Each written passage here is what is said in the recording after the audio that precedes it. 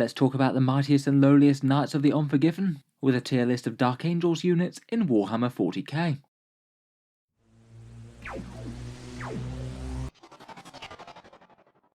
Hello and welcome back to Auspex Tactics, where today we're focusing on the Space Marine Sons of the Lion, and talking about some of the strongest and weakest Dark Angels units in Warhammer 40k, and why I'd rank them where I would. Obviously in Codex Space Marines there's a whole load of units. For this video I'm largely going to go quite quickly through the majority of the Codex, and spend a little bit more time over the unique Dark Angels options, and particularly the ones that you're most likely to find in the most optimised lists. With that in mind, I've ranked all the units in Codex Space Marines and Dark Angels into 4 rough tiers, starting with the weakest and ending with the strongest. We'll talk through each and a little bit as to why I've ranked them in the place that I chose to. I will just say that before we start, I feel like Dark Angels tier lists are a little bit on the tricky side. The way that Dark Angels armies tend to work is that they're often heavily in one of the 3 different flavours of Dark Angels, usually either Deathwing or Ravenwing, with occasionally a few green Dark Angels sneaking in there in competitive armies. Most of the time at the moment it seems that there's usually either abundance of Deathwing or Ravenwing, I guess partly due to the detachments that they have, but also the army synergies and say taking good buffing characters to buff say your other Deathwing or Ravenwing units, and often you're kind of incentivized to build one way or the other. Currently in the Age of Nephilim it seems that both Deathwing and Ravenwing are both doing fairly well. Most top placing tournament armies tend to be skewed one way heavily towards either Ravenwing or Deathwing, with maybe just a few supporting green Dark Angels, if any. I think it's pretty cool to see a bit more Ravenwing representation. Previously to this, it had basically been almost all Deathwing in best lists. It does seem that by making the Black Knights into quite an attractive unit with a decent points drop, it has encouraged at least a fair few people to put the Black Armoured Marines of the Second Company on the board. In my mind, this means I generally rate the Deathwing and Ravenwing units a little bit higher than most of the other Dark Angels, and I have ranked that accordingly, and that's why I've ranked a couple of the upper tiers fairly solidly in the Deathwing and Ravenwing camp. In any case, with all that being said, let's go through the Codex, and we'll start out in Tier 4, some of the weakest units in the army in my opinion. So first up, here are some of the choices that I feel are less likely to be taken in Dark Angels, generally weak units from Codex Space Marines that the chapter doesn't do an enormous amount of favours to. First up, we've got the Thunderfire Cannon and Firestrike turret, both of which are really quite niche in application in Space Marine armies in general, but also in Dark Angels have the added disadvantage of being static gun platforms that already hit on a 2+, so usually they're not gaining any major advantage from the chapter tactic. Add that to the fact that standard Dark Angels firepower might be competing against very good stuff from the Ravenwing options, and it's perhaps not too hard to imagine why some of the less overwhelming gunline elements are struggling a bit. Next, besides this, I've also chosen to rank the Hunter and Stalker anti-air tanks here, the Predator battle tanks, and the Repulsor Executioner. All of these just aren't super standout for the points at the moment. Perhaps the Predator I could have a little bit more time for, maybe with las cannons and staying still hitting on 2s it could get to be fairly efficient, but in a world where it's competing with Redemptor Dreadnoughts, never mind things like Ravenwing Landspeeder Vengeances and things, it's just still really not good enough for the cost. Finally we've got the Hammerfall Drop Bunker, a pretty weird unit that hits everything within line of sight, but also really quite badly with weak shots. Unless you're playing some sort of apocalypse game without too much terrain, then it's not going to do all that well. Moving onwards and upwards, here we have Tier 3, maybe slightly underwhelming choices with slightly more niche uses, but I feel like if you really wanted to make a unit or two of most of these work without it hurting your army too much. First up in the troop slot, I've ranked the Heavy Intercessors and Tactical Squad. These guys are kind of fine but not standout objective campers. In Dark Angels they can be getting that +1 to hit chapter tactic, so maybe a unit of Heavy Intercessors or Tactical Marines with a Grav Cannon or something could be okay. But in general quite a lot of the strongest Dark Angel lists use very few troops choices indeed, and instead build around things like Ravenwing Bikes or Deathwing Terminators with Obsec. Still though, fine as an objective scoring unit, they're both fairly hardy for the cost. Next up we've got Reavers, Veteran Intercessors and the Assault Squad. All of these are non-troops units that just don't deal all that much damage. They're okay against light infantry, but will struggle against most other things, and that just makes them a bit underwhelming compared with all the other very good elite options in my eyes. Out of these I'd probably rate the Assault Squad as the highest. They can be quite good for jumping around and doing secondary missions and things. In Dark Angels though, they're competing against the very good Ravenwing units that can also do that. Aggressors are kind of fine with Armour of Contemps, but generally I feel that they don't do a lot that Deathwing don't do better, particularly when they have the built-in inner circle durability. And Suppressors are kind of okay mobile shooting, but just don't really stand out compared with the other options. Moving on, the Scout Squad can give you a little bit of screening up front for cheap. In general, most people tend to prefer the slightly more pricey Phobos Marines though, to fill out troops, get OBSEC, and be a lot tougher. Scout bikes are kind of redundant in a Dark Angels army. They've got loads of good Raven Wing options for bikers, so I'm not really sure why you'd take these over them. The Impulsor I think is usable, just not very efficient as a transport. In general it's a bit of a luxury option, but I guess in Dark Angels it could be interesting enough for transporting things like Blade Guard veterans with the Deathwing rule, or Hellblasters who could jump out and shoot and use that Weapons of the Dark Age stratagem. Perhaps they're just generally seen as just not very essential, as you could also footslog those options, but I think it's usable enough. The Landspeeder Storm is an okay objective grabber. It's really quite efficient as a unit, though it does mean that you need to put a Scout Squad in it, which is probably the biggest disadvantage to be honest. And the Razorback and Rhino both do fine for what they do, but maybe are just lacking for units to transport a bit. Perhaps most of the efficient options just don't really need a transport, and Devastators would usually prefer a drop pod for an Alpha Strike. Next up, the Company Champion and the Ancients that don't come from the Deathwing and Raven Wing just seem a little bit inferior to their unique options to me. The Company Champion seems like he gets pretty decent upgrades either by being on a bike or in Terminator armor, and the on-foot Ancients can't take that nice -1 damage banner, and don't get other Raven Wing options like the Stasis Grenade Launcher. Both of these I do feel are just a little bit niche in most Space Marine lists regardless.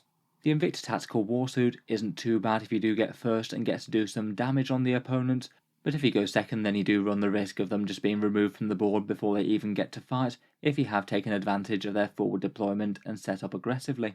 Dreadnoughts, Venerable Dreadnoughts and the Ironclad Dreadnoughts are all just a little bit on the inferior side compared with things like the Relic Contemptor and the Redemptor I think.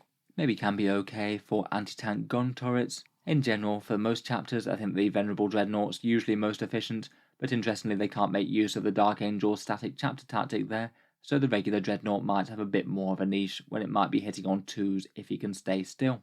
The Space Marine Flyers for the points cost I think are all a bit inferior to the Raven Wing Flyers, the Nephilim and the Dark Talon. They get invuls as well as access to a 4+ invul for 1 CP, and generally I feel that their guns are either the same or better. The Centurion Devastator Squad again might be a unit that you could have hitting on 2s if they can stay stationary, though that does mean no repositioning whatsoever, which isn't great. While their firepower isn't enormously efficient, they are one that could maybe use healing and feel no pain and things from a Raven Wing Apothecary, though in general with Dark Angels they aren't enormously short of targets they could resurrect. Then rounding up we've got a whole bunch of tanks that I think are a little bit more efficient than the bottom tier ones. The Gladiator tank and the new Kratos tank are okay shooting for the points, though generally they'd want to move and not take advantage of the chapter tactic. You might be better off with core firepower options like the Redemptors, and just in general Dark Angels might struggle to fit armour into their lists all that much if they do want to be taking those unique Deathwing and Raven Wing detachments. The Land Raider is potentially interesting as a delivery thing for Deathwing, though most lists generally feel they don't necessarily need it. They are units that are pretty tough just foot-slogging across the board to be honest. The Whirlwind is an artillery piece that should be reliably getting the +1 to hit. Even with this though, its damage output isn't super stellar. Probably the biggest reason to run it is handing out fights last for a 1 CP stratagem, but even this you have a few more options with Dark Angels to get that. You can get it quite easily within Terramancy as well. Finally, the Vindicator is just reasonably efficient in terms of anti-tank and defense. Maybe not too easy to go too far wrong with, just trundle it up the board as a big distraction that the opponent has to deal with, otherwise they're going to get hit by a lot of at least reasonably efficient anti-tank fire. Moving on, we're getting into units that I think really can be quite solid in the right list, but I'd argue for one reason or another are generally not going to be quite as common picks as some of the ones from the top tier, though I think that the vast majority of these are pretty usable. First up, we've got Blade Guard Veterans. They get the Deathwing Inner Circle rule in Dark Angels, so only get wounded on 4+. They don't even need to pay for the 1 CP Transhuman Physiology. These guys really are quite an efficient unit. They combo particularly nicely with the -1 damage Blade Guard Ancient, who can also give them +1 to hit as well. But while I think that they're absolutely fine, I feel like they still are a little bit below the various flavours of Deathwing Terminators at the moment. I felt like they were perhaps fairly on par until Armour of Contempt, which has now given most of the rest of the Terminators a decent boost, and then Deathwing Knights went down in points as well, meaning that they're massively fightier than these guys for only a few points more. Overall, I'd say that the Terminators do win out over the Primaris Blade Guard, but it's perhaps a fairly close run thing. I think you could certainly have justified putting Blade Guard in top tier as well. Next up, we've got the Raven Wing Dark Shroud. This one doesn't do too much besides give you a -1 to hit aura for around 120 points in your army. It is a fairly steep price to pay for just one special rule, and the land speeder itself is at least fairly fragile, so if you have it out in the open, it might well just get shot first. I do think that it's usable though. Hide it behind some line of sight blocking terrain, and it can still put out the aura, say to Deathwing squads nearby. -1 to hit at range is pretty nasty to stack alongside all the durability things that they have going already. Then in later turns you could use it as a bit more of an expendable unit to jump up to objectives and make sure you're getting maximum value out of it before the end of the game. Next there's the Nephilim Jet Fighter. In terms of raw firepower, I think this thing is actually really quite close to the Dark Talon. I think it's maybe the choice of targets that it's likely to be shooting at that makes it a bit worse. With the bolt cannon and the heavy bolters, this thing just puts out a massive amount of strength 5, AP -1, damage 2 shots. Absolutely great against some things, like say for example Eldar bikes, but against a lot of armies they're just really not going to care about it too much, particularly anything with Armour of Contempt, or anything that's got a large amount of -1 damage like Death Guard. In both of those matchups this thing is going to be really tame. Overall, just with the all-round reliability of the mortal wounds from that Rift Cannon, I probably would rate the Dark Talon higher. Next up we get into maybe the slightly less used Dark Angels characters. I maybe feel like I might have actually been a bit generous to Asmodai by rating him up in tier 2. He's a fairly expensive chaplain at 130 points when he only gets the one litany on a 3+, though admittedly the litany that he'd likely want to use is Exemplar of Hate, giving him quite a big and impressive 9-inch aura of re-rolling hits in the fight phase. Realistically though, I just can't see anyone really wanting to run him compared with an Interrogator Chaplain with a Master of Sanctity. You can have 2 litanies that way cast on a 2+, plus more flexible gear and warlord traits and things, and I feel like that thoroughly beats Asmodai out. I think in reality maybe I should have ranked him down in tier 3.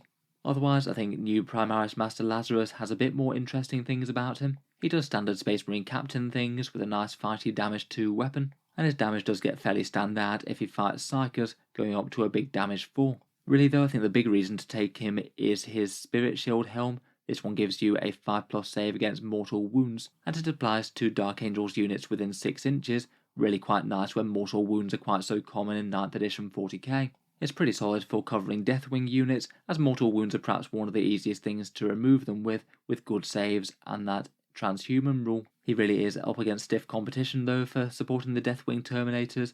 You've got things like Azrael, Ezekiel and Chaplains to go against, plus Apothecaries as well, and I feel like he might be one of the lower characters down on the priority list. Next up we've got Belial and the Deathwing Strike Master, both fighty Terminator characters. Belial gets the damage 3 Sword of Secrets and full Chapter Master rerolls for one Deathwing unit, and the Strike Master is basically a Deathwing Lieutenant, slightly more flexible gear, and could be an interesting HQ choice for some buffs and warlord traits. Again, I put both of these guys down in the okay but not standouts class. Perhaps the main issue is not that they're not good, but just because there's so many Dark Angels characters that support Deathwing very, very well. Otherwise, I've broadly chosen to rank most of the Deathwing and Ravenwing Command Squad characters here, with the exception of the Deathwing Ancient and the Ravenwing Apothecary. I'd say those two are pretty standout and belong in tier 1. The Ravenwing Ancient has a cool banner, perhaps not massively more use than the standard ones down in tier 3, but at least it can pack things like a stasis grenade launcher and Ravenwing relics. Options for a 2CB to prevent fallback from an enemy are pretty big.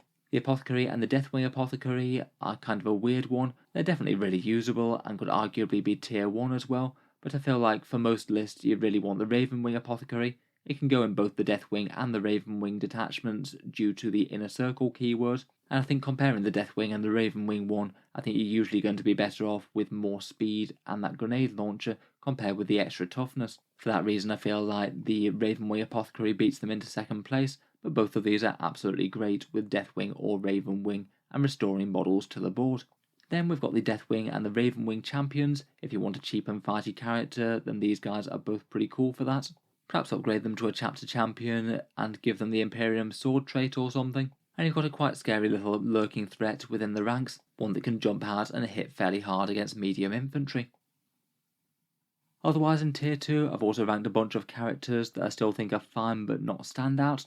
I do find it kind of weird that I find myself ranking Space Marine Captains here, seeing as they're perhaps one of the most generic and usable HQs out of the whole army. But again, I just feel like in Dark Angels there's so many good characters that you could be taking. Azrael seems a bit of a no-brainer if you want a captain on foot. Samael's great if you want to buff Ravenwing, and Lazarus and Belial are also strong contenders as well. They're certainly fine though, captains and lieutenants are kind of hard to go wrong with.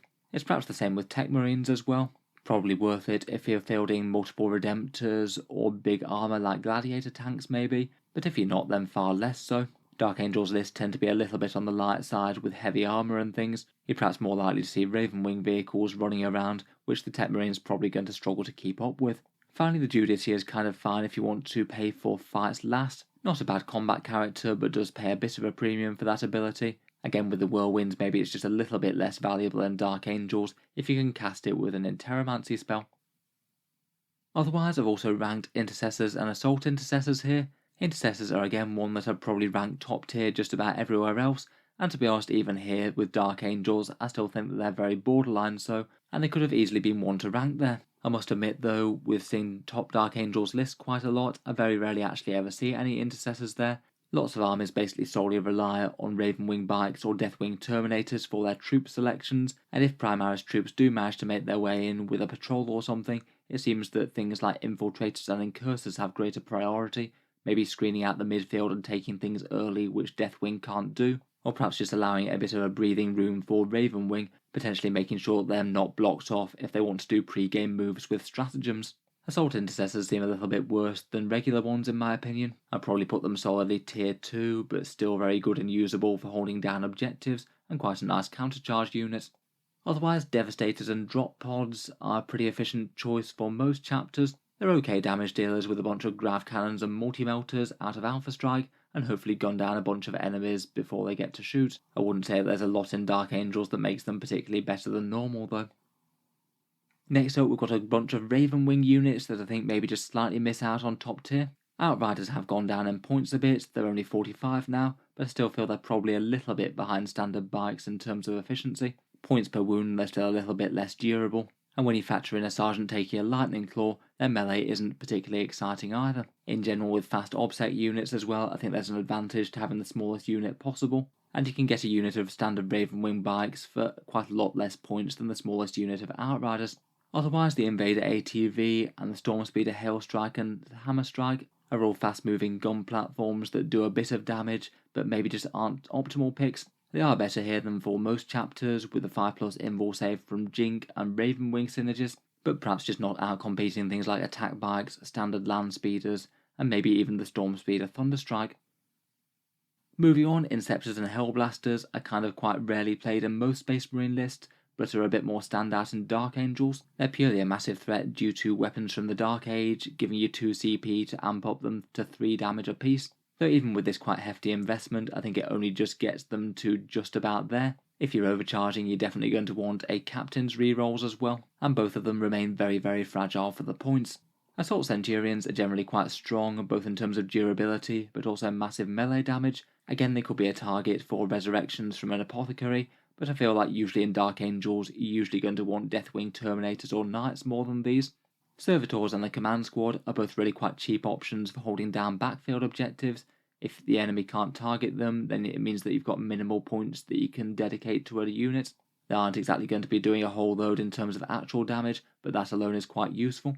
And finally, the Relic Contemptor Dreadnought from the Imperial Armor Compendium is just a solid all-round choice of fire support. Perhaps the Volkite one is particularly interesting for Dark Angels, as they have access to a Warlord trait to allow them to roll back a Doctrine, so get some AP on those AP nothing Volkite weapons all game long if it makes sense to. Costing a command point though is maybe a bit non-ideal in Nephilim, as is the issue with not really fitting them properly in Deathwing or Ravenwing detachments.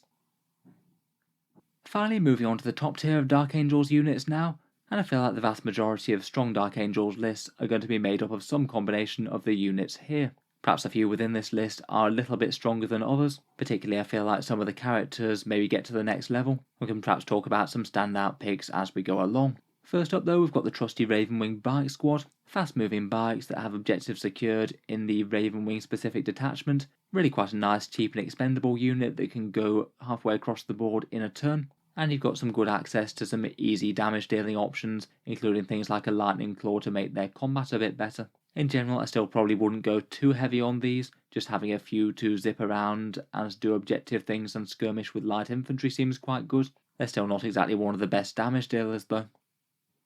Next up, and pretty much the backbone of every Deathwing list, are the Terminators. It certainly still seems to be a viable Dark Angel strategy just to put as many Terminators on the board as you possibly can, and challenge the opponent to remove this many very tough OBSEC units with great saves, while also not putting anything so far forward that it just gets mauled in combat. The Inner Circle rule gives them transhuman physiology, Armour of Contempt +2/+ saves is very nice indeed. The Deathwing unique Vanguard can get them objectives secured, and they've got great buffs for characters, which are many of the other units on this list, including Azrael, Interromancy powers, the Ancient for -1 damage, and the Apothecary for Feel No Pains and resurrecting models. The standard Terminators and the Deathwing ones are fine. I think the relics are pretty interesting as well, with a Lightning Claw and Combi Bolter for a general purpose unit that's very cheap for the wounds. The Assault Terminators might be a bit outcompeted by Deathwing Knights, though they do have OBSEC, and they can give you cheaper Lightning Claws if you want to go that way.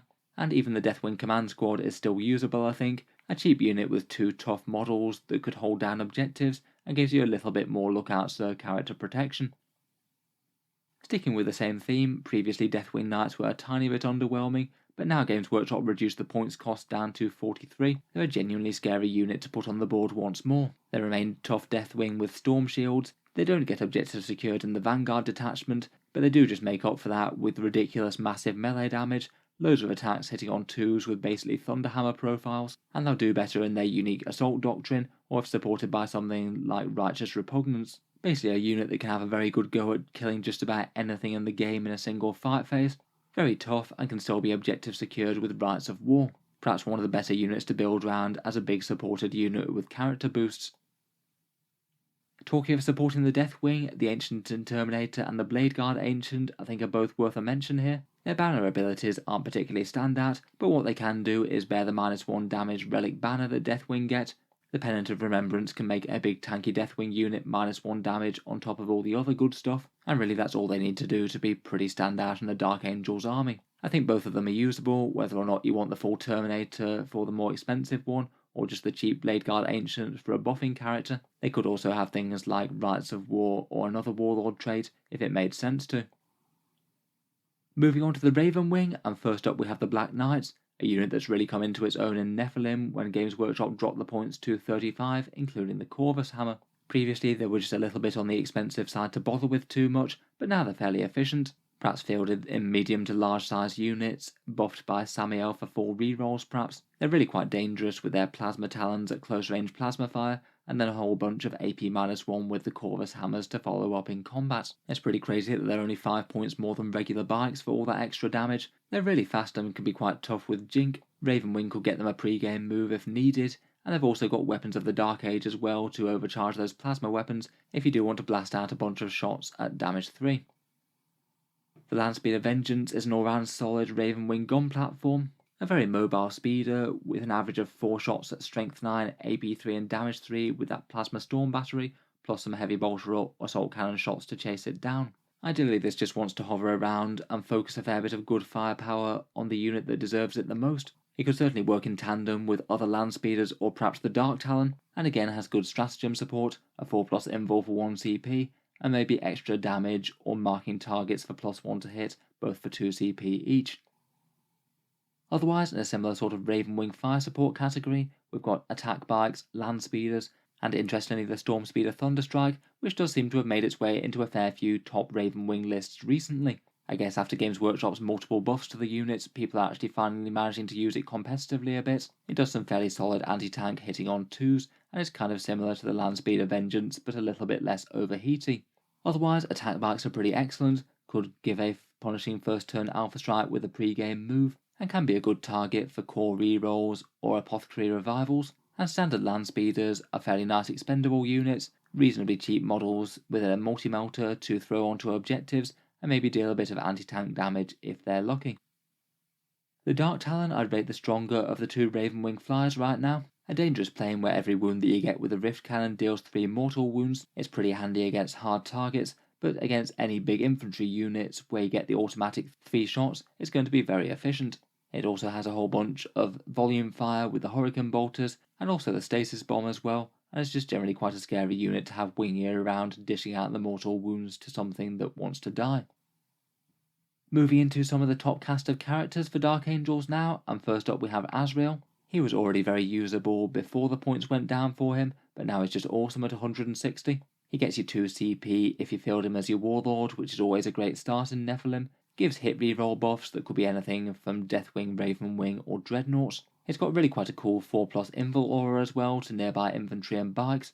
That's handy on just about anything in range unless it has one already. Even well-armoured Deathwing Terminators will appreciate that against very high AP guns. He also has OK combat stats, though maybe not quite as standout, a single Psychic Denial, a scary Combi Plasma, and his Warlord trait can be OK for putting Dreadnoughts back into the Devastator doctrine.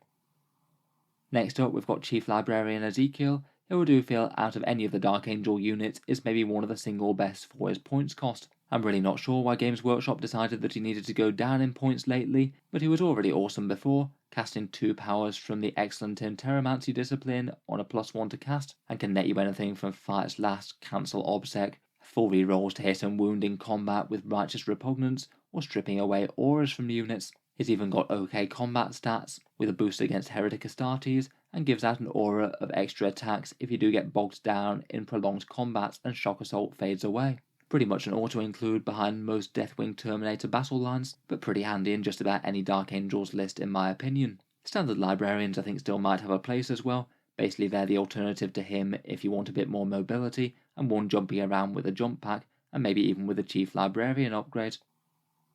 If you're running Ravenwing and particularly Black Knights, I think Samael is a very tempting include as well. Perhaps fairly simple in what he does. He provides Ravenwing Chapter Master style rerolls to a core Ravenwing unit. He's very fast on that jetbike of his and puts out some OK firepower with the plasma cannon and storm bolters, so can contribute a bit even when he's standing around buffing things before hopefully jumping into combat and putting the sword to good work. Really not bad if you need someone to lead a Ravenwing detachment into battle. Next we've got Interrogator Chaplains and Regular Chaplains. These guys are usable for both wings of the Dark Angels. Litanies are particularly great with Deathwing though. Melee buffs are always appreciated. The +2 inch to charge is particularly useful for slow units trying to make combats across the board, and that aura of 5+ saving against mortal wounds could be a decent one as well if you're not bringing Lazarus along. Unlike Asmodai, they can be Masters of Sanctity with Wise Orator for the reliability, and perhaps be most tempted by a jump pack or bike for getting the litanies where they need to be. And Interrogated Chaplains are quite interesting in that they can be particularly fighty all by themselves. They're a chaplain that can take the Teeth of Terror, and weirdly that means you can combine the Teeth of Terror's large amount of attacks with the Mantra of Strength, making them all damage 3. A pretty brutal little melee monster that you can have hiding in the ranks there. Next up we've got the Ravenwing Talon Master, a fairly expensive pick and very fragile once exposed, but he does have the very big advantage of being a character that you can't directly target, that has a whole bunch of scary volume fire guns that can hit from behind the lines. He should go through light infantry really quite quickly, and will stack a little bit of damage on just about whatever he points at for several turns without your opponent being able to do much about him. While he's doing that, he can also provide some rerolls of 1 to wound and ignore cover on one given unit. Then you can get some massive movement out of him if needed, and then maybe get some massive movement out of him if needed, and get line of sight on something important that was hiding. Quite a few things are pretty interesting in terms of Warlord traits and relics on him as well. There's a shooting one for a little bit of extra damage, plus relic power swords are kind of interesting as it means that he can be a halfway threatening combat character as well, and one with massive movement. Lastly, for the Dark Angels' rather excellent cast of characters, we have the Ravenwing Apothecary. Again, along with Ezekiel, I feel like this guy is perhaps one of the single most auto-include units for Dark Angels at the moment.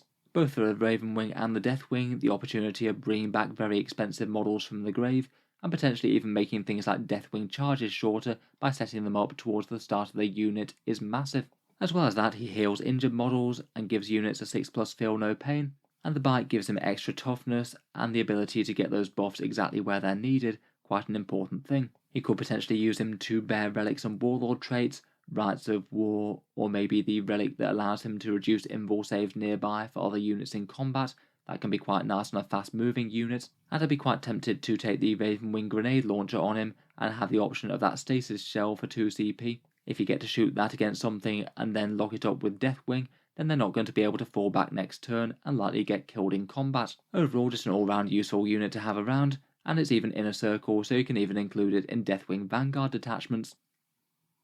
Finally, and leaving the Deathwing and Ravenwing behind, here are just a few other core Space Marine options that I think are generally very strong. and might be the first ports of call if you are including, say, a patrol of standard green wing Dark Angels within the overall force. I think perhaps some of the most useful units for Dark Angels are the Infiltrators, Incursors, and Eliminators, 3 flavours of Phobos Marines that can start in the midfield. For Deathwing, it means that you can get to midfield objectives earlier than they'd be able to do normally with their slow movement, perhaps hold the objectives for points and do actions like raise the banners if needed, or just screen out the enemy a little, either with deep striking, or to stop enemies deploying in the midfield and prevent Raven Wing doing big pre-game moves. The Phobos troops get OBSEC and are maybe a little bit tougher per point. The Eliminators are in the heavy support slot and are very cheap for a unit at 75 points. You can have some fairly efficient anti-tank fire out of them with las fusils, and potentially use that Instigator Bolt Carbine for a bit of move-shoot-move, making them a really annoying little harassment unit. Finally, I think it's also worth bearing in mind the most efficient sources of Space Marine firepower. Redemptor Dreadnoughts have been a staple since the Codex dropped. Very efficient damage with the Macroplasma and all the secondary guns. They're perhaps quite a nice one to have following alongside Azrael maybe using the full Chapter Master rerolls if they're not going to be placed any better anywhere else, and Azrael can also put them back into the Devastator doctrine. Eradicators are just all-round efficient in terms of anti-tank. If you've got room for them, they're rarely going to be a terrible thing to have a unit of, and again can be a good one for big rerolls if it makes sense to, or even Azrael's 4+ Invul. Unless you're paying the points to upgrade the Redemptor for Deathwing though, then they don't fit in the unique Deathwing or Ravenwing detachments, which can just make them a bit annoying to field. Still though, both very efficient units, just on their stats alone. So anyway, with those ones out the way, I think that just about brings us to the end of our look through the Dark Angels units in Codex Space Marines. As always, let me know how you've been faring with the units on the battlefield, which ones have been performing best for you at the moment, and overall are you more drawn to Deathwing or Ravenwing in current 40k. If you've enjoyed the video, then feel free to subscribe to Auspex Tactics, where I'll certainly keep the regular 40k videos coming, and I'm sure we'll have more for the Space Marines and the forces of the Unforgiven in the future. Finally, if you've enjoyed the video, then I'd just like to mention that Auspex Tactics does also have a Patreon page as well, and you can find that down in the video description below if you're interested. Channel patrons do get a fair few advantages, seeing certain videos early, regular votes to see what sort of things happen next on the channel, and automatic entry into the regular prize giveaways with the chance to win some big model kits each month. If any of that sounds good to you, or you'd just like to help support, then the link is down in the video description. In any case, an absolutely massive thank you for listening, and I'll hope to see you guys next time.